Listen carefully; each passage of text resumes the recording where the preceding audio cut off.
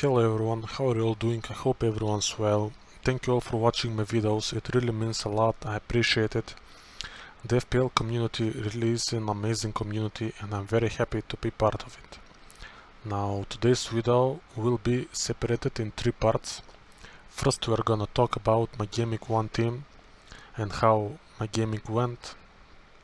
Then I want to talk about all the Gameweek 1 results.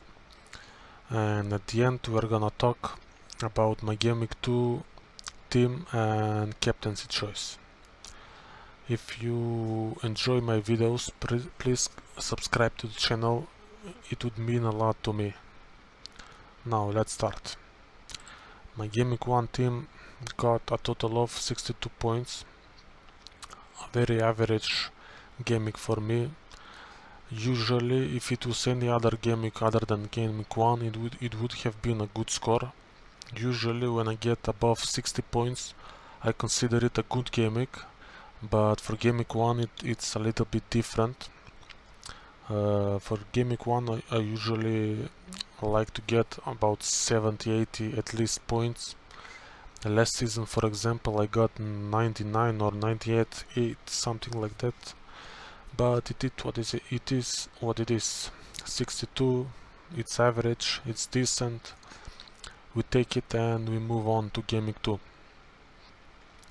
Now my Gameweek 1 team, only 5 players actually delivered points. So Ramsdale and Martinelli from Arsenal, they got some points for me. Ramsdale got a clean sheet, Martinelli scored a goal. Also the two City defenders got some clean sheets, but no attacking returns. And my captain Mo Salah, he got 12 points, he got a goal and an assist and some bonus points, I think, so 24 points for him. So that's the only players that got some returns in my team. The rest of the team blanked. So double Liverpool clean sheet wipeout. Nothing from Bailey or Mason Mount. Gabriel Jesus also very unlucky not to get some returns, and Harry Kane the disappointment of Gameweek 1 for me. Now let's talk about all the results that happened. The first game that was played, Crystal Palace against Arsenal, it finished 0-2. It was an entertaining game. Gabriel Jesus, let's start with him. He blanked, but he looked very lively and dangerous. I would say definitely don't rush and transfer him out. Definitely keep him for a couple of gameweeks at least. He looks good and I think he will start getting some attacking returns very quickly. Saka, he played a little too wide for my liking. He got an assist, but it was a lucky assist. He got deflected from the Crystal Palace defender into an own goal. But the positive thing for him is that he is on corners, and Arsenal have players that are very good in the air on set pieces, so he could get some assists from that. Another thing is he on penalties? Martinelli looks to be the better option than Saka at the moment, but until we know if he or Gabriel Jesus is first penalty shooter for the team, we can't really make the decision if he's a good option or not. I think that will be the crucial moment. Ramsdale, he obviously got two big saves, and he was the reason why they got clean sheets. He was very unlucky not to get some bonus points as well. If he only got one more save, he would have had at least 8 or 9 points. So I'm happy with him. He's a good pick and a definite keep for now. Let's move on to the Fulham-Liverpool game. It finished 2-2, surprising result.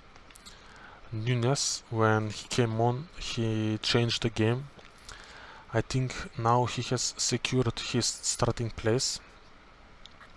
Also, Luis Diaz had a good game.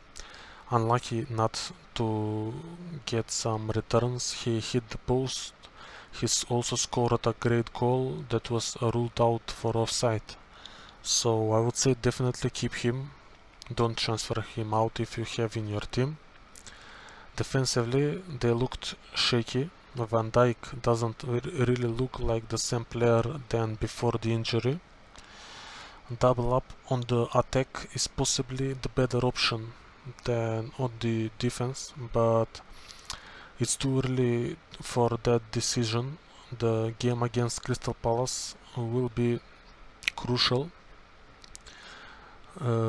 for me and my decision if I want 2 Liverpool players, 2 defenders or 2 attackers. So we'll wait and see. If you have 2 Liverpool players only, then Nunes would be the one to transfer in, or maybe even Diaz if you want a midfielder. Fulham, on the other hand, they looked very organized, but I need to see how they play away from home first.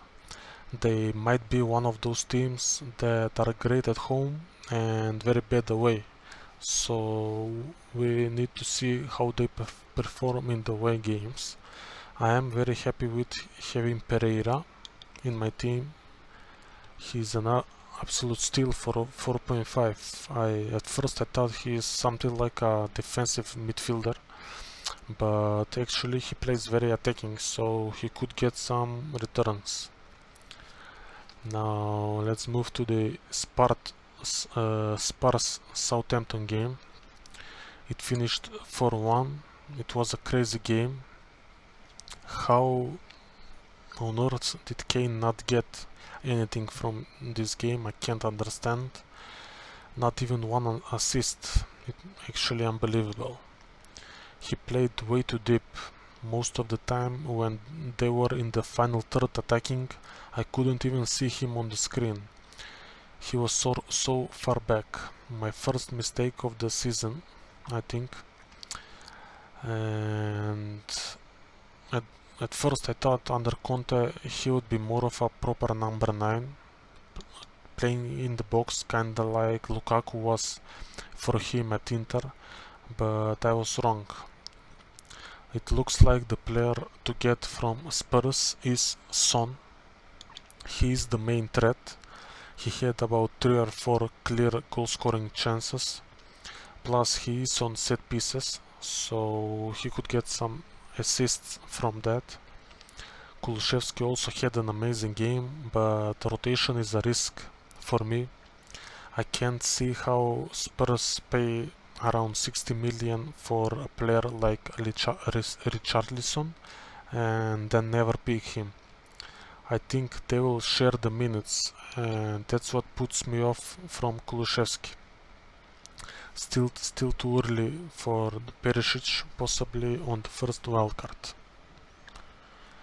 The other 3 o'clock games, I didn't get the chance to watch them because I watched the Spurs game, but I checked some highlights, I read some reports about the games.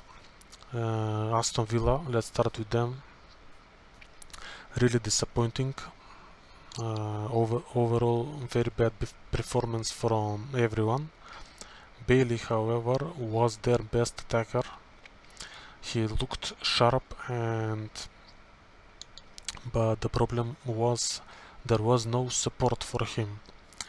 He is short term in my team, so I'm hoping for at least one attacking return from him in the next 2 or 3 game weeks before I move him on. Good win for Newcastle. but this is the game where we expected them to do well against Nottingham Forest. I am not looking at their players at the moment because they play City and Liverpool in game week 3 and 5, I believe. So when the fixtures turn, I could possibly go for some of their cheap options. For the Leeds and Wolves game, one player I will keep an eye on is Huang. He got an assist and could have had a goal as well. Weirdly, in the game he is a 6 million midfielder, but he plays as their striker, as their number 9. So he could potentially be a good choice, a good differential. But I will have to wait and see if he keeps his place in the upcoming games. The Everton-Chelsea game was a very disappointing game for Chelsea's attack and for me. Mason Mount, he was very quiet, didn't get a goal scoring opportunity, wasn't really close to an assist either. He got subbed off in the 65th minute, but I will give him couple of more chances to turn it around. They kept a clean sheet, but I am wondering if that is because they defended well or because Everton had no striker in their team. The game against Spurs will show how good defensively they are.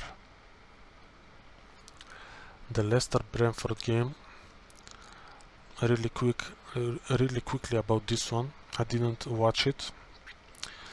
I actually watched United against Brighton. Maddison and Vardy got a couple of assists. Defensively, Leicester don't look good. I have Ward in my team, but he won't be in my team for a long. He won't be starting a lot of games for my team, that's for sure. He will be on the bench most of the time. They have hard fixtures coming up, so I'm not really looking at their options at the moment. Now, Manchester United against Brighton. This game was entertaining. Brighton were definitely the better side from the two. I wouldn't go anywhere near a United player at the moment. They looked lost on the field, not to mention they have Liverpool in Game Week 3. So if you already have a United player in your team, I would say definitely keep and give him another chance, and then maybe think about moving him on in Game Week 3. Brighton, on the other hand, played some good football. Danny Welbeck looked dangerous. He also got an assist, could have a couple of goals as well. He's worth keeping an eye on. They have some easy fixtures coming up, so a player from their team could be a cheap option to free up funds. The last game of the game week was West Ham against City, and Manchester City absolutely dominated this game. West Ham never really looked like scoring. Haaland obviously got 2 points. Haaland obviously got 2 goals, but he could have had one more at least. He is very clinical and they have so many creative players around him. So now I realize not owning him for the beginning was a mistake. The other two attacking players were Grealish and Foden, with Mahrez being dropped, but they didn't do much from an FPL point of view. Foden could have had an assist to Haaland, but that's about it. The team's whole focus was on Haaland. Defensively, they looked solid, didn't give any space to West Ham, Cancelo also played in the midfield when they attacked, so I'm yet to decide if that makes him a better or a worse FPL option. Now my Gameweek 2 team looks like this. First we have Ramsdale in goal. He plays Leicester at home. It's not the easiest fixture in the world, but he could potentially get a clean sheet. If not, I'm hoping for a couple of saves and maybe like 3-4 points, something like that. In the defense we have the Liverpool players that play Crystal Palace at home, and City plays Bournemouth at home, so I'm hoping for some clean sheets. But not only that, I'm hoping for some attacking returns as well, because I don't think these are all expensive players, so I'm not really happy if they only get clean sheets. I could easily get those clean sheets from some cheaper options as well, so I'm hoping for some attacking returns as well. Now in the midfield, Salah, he is currently my captain, but we'll have to wait and see. Bailey, he plays Everton at home. Could be a good fixture, I'm not very sure. Martinelli against Leicester. And Mason Mount, he plays Spurs at home. Now in the attack, as you can see, I already made the transfer from Harry Kane and got Haaland in my team. I had to do it. I realized the mistake I made. I shouldn't have, well, maybe I shouldn't have went with Kane to begin with, but at the time it made sense for me. But after I watched the West Ham Man City game, I realized that Haaland will be a must-own together with Salah this season, so I got him in as soon as I could. In the Sunday night I looked at the transfer and I saw that he was transferred in by more than 400,000 people, so I knew that he would rise in price, so I transferred him as soon as I could. Gabriel Jesus also, he plays Leicester at home, and I'm happy with having him in my team. On the bench we have Ward, Nico Williams as the first sub, Pereira second, Greenwood third, so the bench is looking good as well. We have 4 playing players on the bench. Now the only thing left for me to think about for Gameweek 2 is the captain choice. They both, it's obviously going to be one of Salah or Haaland. Both of them look good. I think both of them will get attacking returns. It's just deciding which one will get more. I think more people will go for Haaland. He's the more obvious one, but Salah has very good record against Crystal Palace.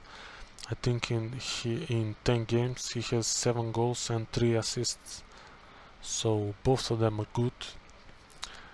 It's gonna be 50-50. I'm not really sure who I will go for. At the moment I have to say I'm leaning a little bit more to Salah. The reason for that is I'm not sure how many minutes will Haaland get. Let's not forget he was subbed off in the 77th minute in Gameweek 1, even though he could have possibly gotten on a hat-trick, so that tells me that he's still not 100% ready to play full games. and I wonder if Pep will start him in this game week and then possibly give him a rest in the maybe something like 50-60 minutes, something like that. Salah, on the other hand, I'm pretty much sure he will play 90 minutes. So I suppose the decision is whether to have Salah who will play 90 minutes or Haaland who will play probably around 65 to 70 minutes as the captain.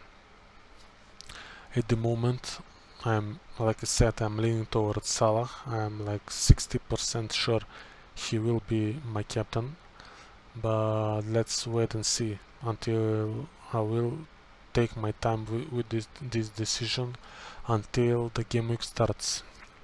So that's pretty much it. This is my team for Game Week 2. It looks good on paper, but usually when my team looks good on paper, it ends up in disaster, so let's see. Anyways, that's pretty much it for this video. I appreciate it. I appreciate you all watching, and I will see you all at the next one. Goodbye.